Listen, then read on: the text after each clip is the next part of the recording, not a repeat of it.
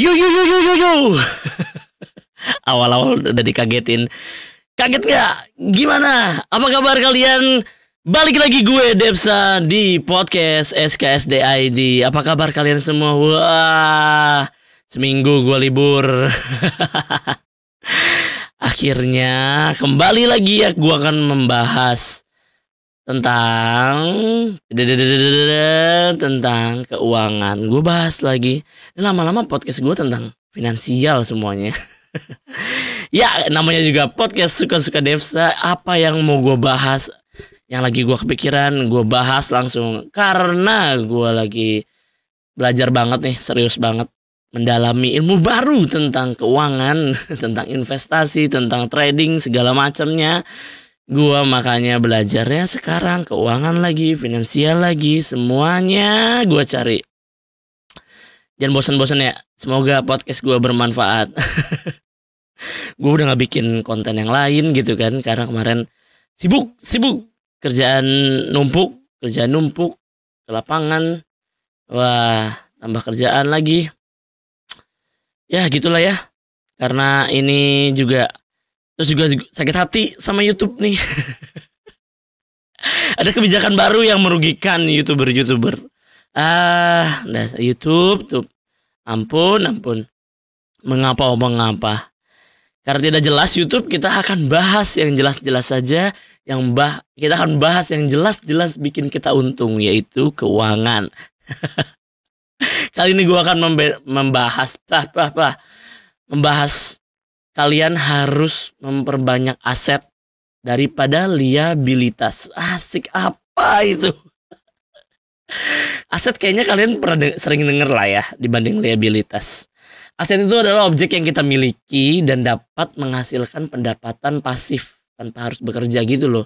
Passive income. Sedangkan liabilitas itu objek yang kita miliki tapi tidak menghasilkan pendapatan atau tidak mendapatkan apa-apa gitu. Malah lebih banyak pengeluaran karena kita memilikinya gitu. Contoh sederhananya misalkan aset rumah gitu ya.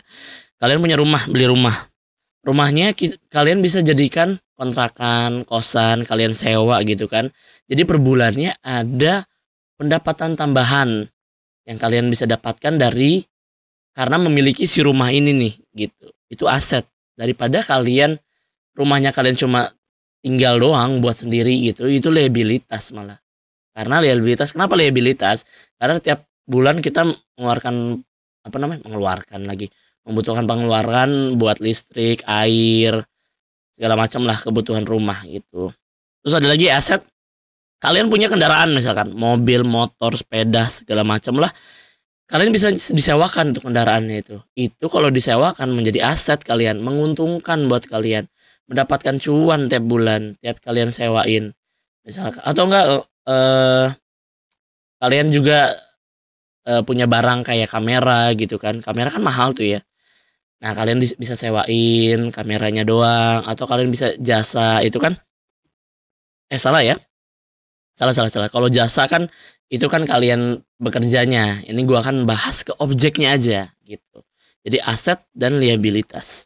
Jadi kalau kendaraan misalkan kalian punya motor 2 nih ya, boros. Ya satunya disewain. Satunya kalian jadiin ke tukang ojek atau apa gitu kan. Kalau mobil bisa kalian sewa buat jadi taksi online gitu kan.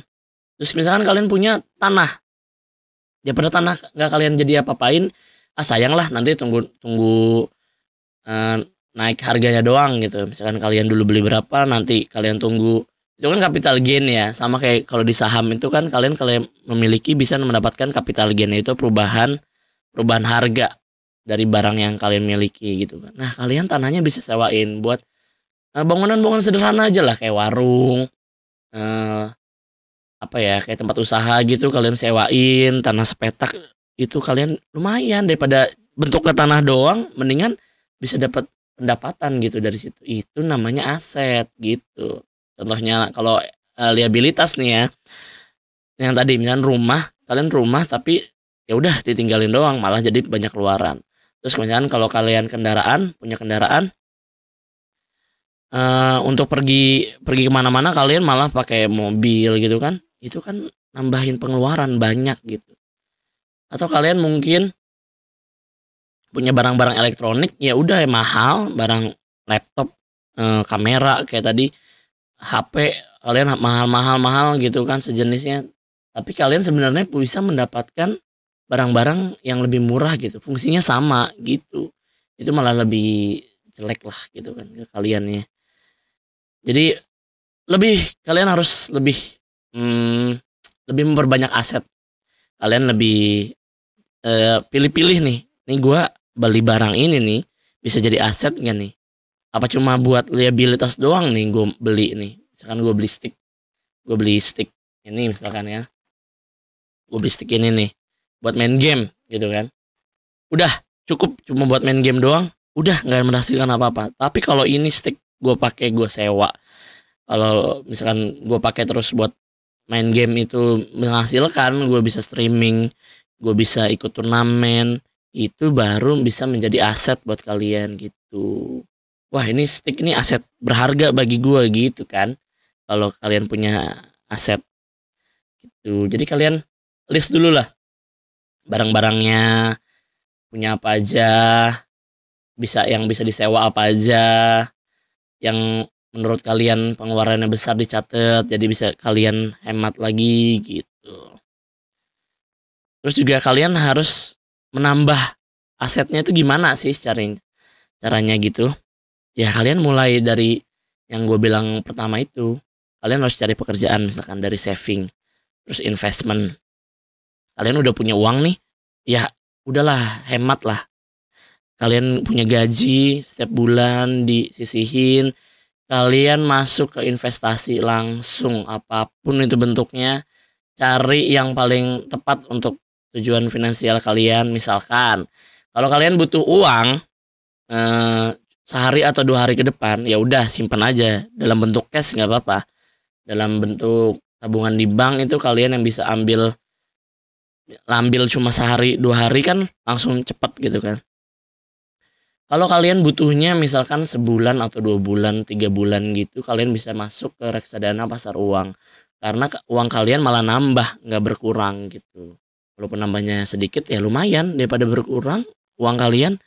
Kalau misalkan kalian untuk dipakai setahun gitu ya, bisa ke reksadana pasar modal gitu. Kalau kalian bertahun-tahun, misalkan punya uang, bakal dipakainya nanti deh 10 tahun lagi gitu kan, kalian boleh masukin ke saham. Kalian akan dapat capital gain, kalian akan dapat dividen per tahunnya. Kalau dari situ. Kripto, ting ting ting. Gimana dari kalian? Kemarin kripto sudah ada yang masuk? Sudah ada yang nyangkut belum? Emang parah. Kalau kripto emang sensitif oleh berita-berita. Disentil dikit langsung drop. Disentil dikit drop. Soalnya disentil naik aja bisa naik segimana kan? Naik berapa persen gimana? Jadi kalian juga bakal bisa disentil turun kalau investasi yang tidak ada fundamentalnya sebenarnya. Kayak gitu. Kalian harus memperbanyak aset lah gitulah jadinya intinya gitu. Karena gue kemarin belajar gue nih udah nih ya, gue udah dapat pendapatan misalkan, terus gue invest udah belajar di mana-mana, udah nyoba di mana-mana. Apa ya yang harus gue kurangin gitu kan, apa yang harus gue tambah? Kalau di episode sebelumnya kan gue bilang ada 2 cara kan. Satu, kalian tambah pendapatan kalian, atau kalian kurangi pengeluaran kalian per bulannya, atau kalian bisa lakukan dua-duanya gitu kan biar lebih mantap gitu. Nah itu gue lagi mikir apa yang harus gue kurangin gitu, apa barang-barang yang bisa gue jual lagi atau gue nggak perlu banget gitu, nanti aja gue jual lagi. Terus misalkan barang-barang yang bisa jadi aset gue, ternyata ada yang namanya aset dan liabilitas gitu. Kalau aset ya menghasilkan uang pasif, kalau liabilitas malah kita cuma punya doang, nggak ada apa-apa gitu. Ya sudah cukup nggak ya? Ini podcast suka-suka aja. Yang penting sudah episode 14 nih. Sudah 14 minggu gue bikin podcast. Anjay. Podcast mingguan, podcast SKSD ID, podcast suka-sukanya Dev, apapun pun gue bahas sebenarnya, tapi karena ini lagi gue bahasnya, gue lagi suka banget sekarang mendalami keuangan, makanya gue bahasnya keuangan gitu. Tapi lumayan kan, jadi ada ilmunya, jadi ada ya hal-hal yang bisa kalian pelajari, nambah ilmu, nambah ya gue sharing-sharing lah buat kalian semua lah. Semoga bermanfaat. Udah cukup kayaknya ya. Gue Devsa pamit, sampai jumpa minggu depan di podcast SKSD, podcast suka-sukanya Devsa. Gue pamit. Bye.